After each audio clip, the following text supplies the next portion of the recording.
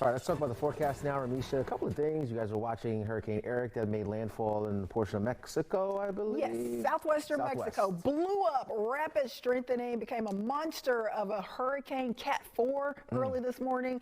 Then it kind of fell apart. It made landfall this morning, and now it's basically just a tropical depression. So way up fast, and then it crashed. Yeah. Usually when it makes landfall, it kind of slows down. Is that the typical? Yeah, it's very quick usually that the tropical systems start to weaken as they move over land, and there's a lot of mountains in southern Mexico. Good point. That's helping to rip it apart as well. But it was a ferocious, dangerous hurricane this morning as Hurricane Eric made landfall as a Category 3 system with 125-mile-per-hour winds. Briefly strengthened to a Cat 4 shortly before landfall, but it did make landfall just east of Acapulco in Mexico, but it is quickly weakening tonight as it moves farther inland. So you can see it kind of blowing up there early this morning. Cat 4, Cat 3 down to a 1, and now just a mere tropical depression, soon to be nothing, a non-tropical system as we go through the late night hours. But here's something interesting. It was a record-setting hurricane, earliest major hurricane on the Pacific coast and farthest east Pacific major hurricane. So we're still pretty early in the hurricane season, and we're already talking about a Cat 4 hurricane. Good news tonight. It's down to 30 miles per hour, and check it out. Latest advisory just came in, and it has turned post-tropical. That means it's lost its tropical characteristics. It's still going to pose a flood threat, mudslide threat in southern Mexico, but overall it is in a much weaker state.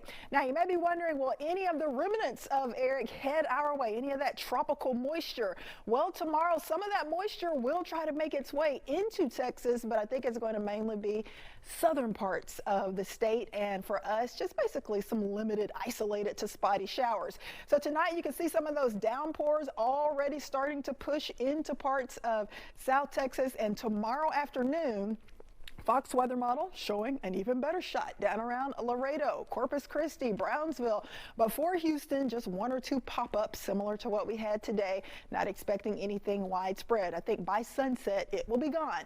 Even lower rain chances for Saturday, as you can see on our Fox weather model, not really painting any green over us, but if you've got pool plans, beach plans on Sunday, that is when we could start to see a few more of those downpours. Notice 4:30 p.m. on Sunday. The Woodlands, Conroe, Katy, maybe parts of Houston getting in on more heavy rain action. So it's not going to be completely dry, but just keep in mind that it will be a hot and steamy weekend. There will be a few downpours, especially on Sunday afternoon and evening, but overall it's mainly going to be about that heat. Summer season officially kicking off tomorrow, 9:42 p.m. So we welcome summer on a hot note, middle 90s the next few afternoons and up to 93 degrees for Sunday.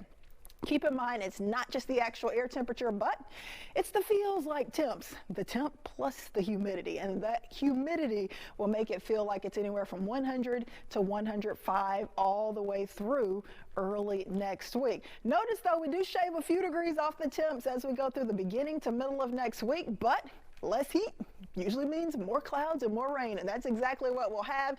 50% chance for showers and storms as the unsettled pattern comes back for Monday, Tuesday, and Wednesday, but the weekend looking pretty good. Just hot with a few storms, but more storms and unsettled weather for much of next week.